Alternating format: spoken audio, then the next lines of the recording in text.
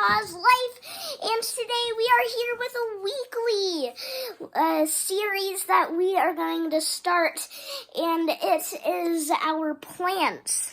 Every week I will write down a list of things to talk about, and all of it is plants, just want to clarify that, and we will be talking about it, and we will try to make this video 10 minutes long. Let's do this. I am used to making 20-minute long videos, so I'm going to try to shorten the time on this video. Alright, so the first thing that I wrote down on the list is we have a new pepper on the plant. And Pa says it'll probably be ready by next week, right? Yeah, about another week, I think. Yeah. Oh, we got a little one coming on here, Yeah, too. that's cool. So that's a sweet banana pepper.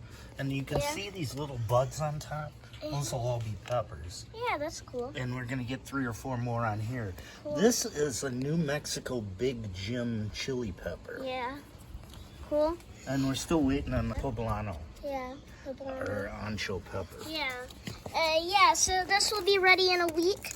So we will pick it in next week's video. Okay. Let's do that. What's next on the list? All right, next we are going to check out the other plants that we planted on Earth Day. All right, Pa, what are you going to talk about this? Oh, this is our basil plant.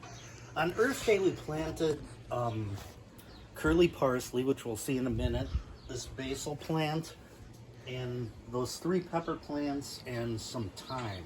Yep. So I like to have lots of different spices around when we cook. So this is the basil plant. It's only been, three weeks? Yeah. Something like that, and it's already big enough to use. I used some when we were cooking last night. All right, Pa, what's new about the parsley? Where did that drip from? The parsley also is only we planted about 3 weeks ago, a little 4-inch pot, and it's big enough now to start clipping parsley off of it. There's nothing better than fresh chopped parsley on top of a dish. It adds a real fresh flavor. All right, next, the mint.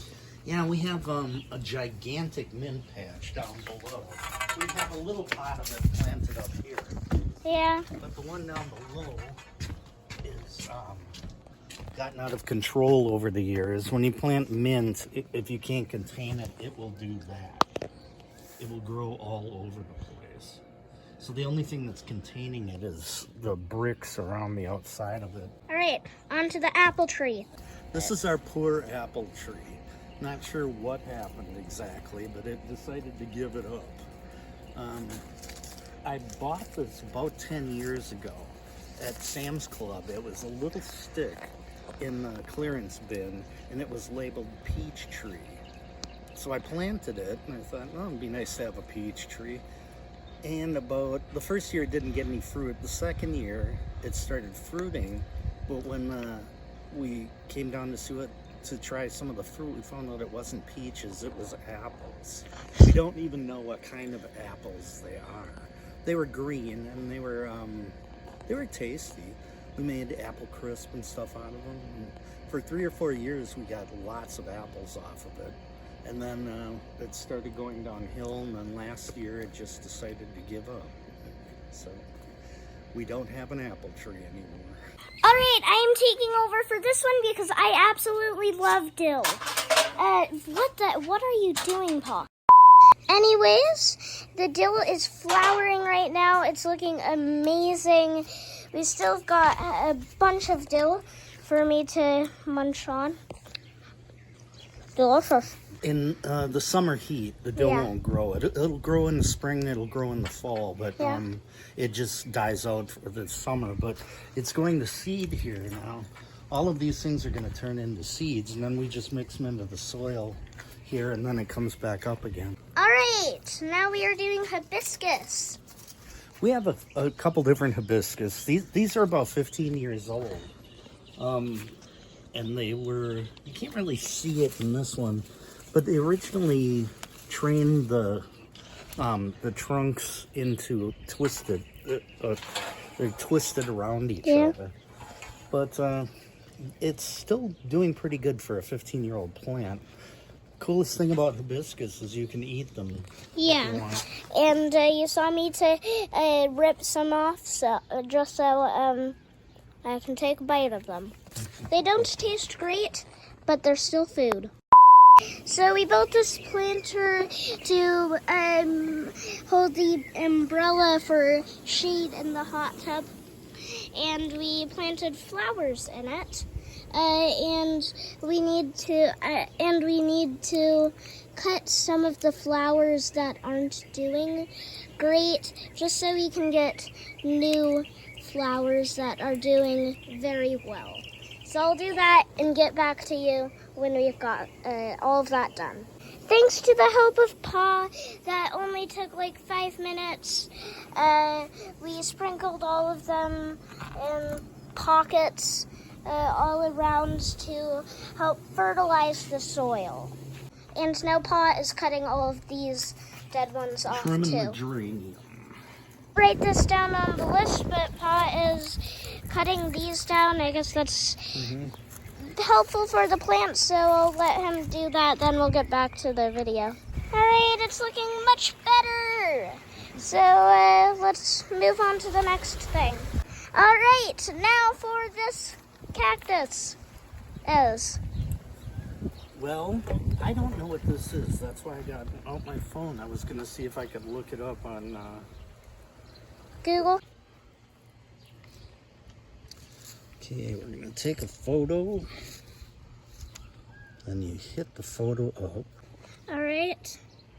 Tap that. Look up plant. Eve's pin. Eve's pin, Or, pygmy weed. yeah, one of those. Alright. Why is this all cut up? Well, it was very strange. It was a single cactus, and it grew very tall and then just kind of slumped over in the pot and was hanging over here, and it was kind of dying. So I just took it and cut it into 8 pieces, stuck them back in the dirt, and now they're growing again. Hello, this is our pomegranate tree. We actually have 5 of them. And when we first planted them, after the first 3 or 4 years, we were getting lots of big, nice pomegranates. Then they started getting smaller, and the birds started eating almost all of them all the time. So for the last couple of years, we didn't get very many. Okay, this is a lantana, by the way. But one thing we discovered in here was quail eggs. But unfortunately, I don't really see a mama quail around, so I'm not sure what's going on with the quail eggs. This is our tiny cactus.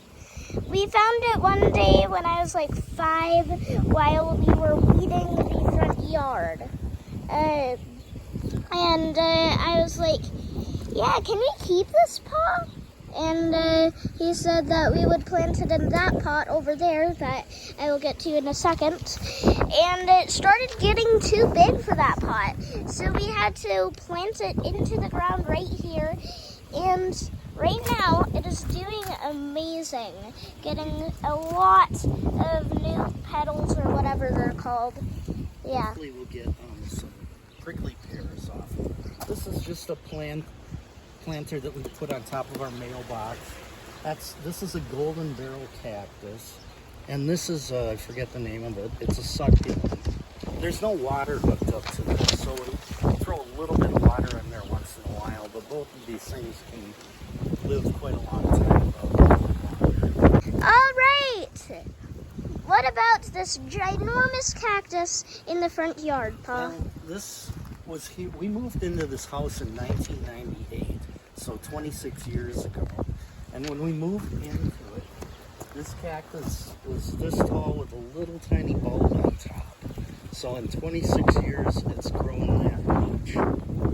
And right now is the blooming time for saguaro cactuses. If you look way at the top, you can see the The blooms are starting to form. I'll back up so you can see it better. Sorry if the sun is blinding you. I don't even know if you can see it, but I hope you Probably can. not. Yeah, but next. Now for the fire plant. Yeah, this Jacob and I planted about 5 years ago for Emma's birthday. We went down to the local plant store and bought it. It was about maybe that big. And it's doing fine here.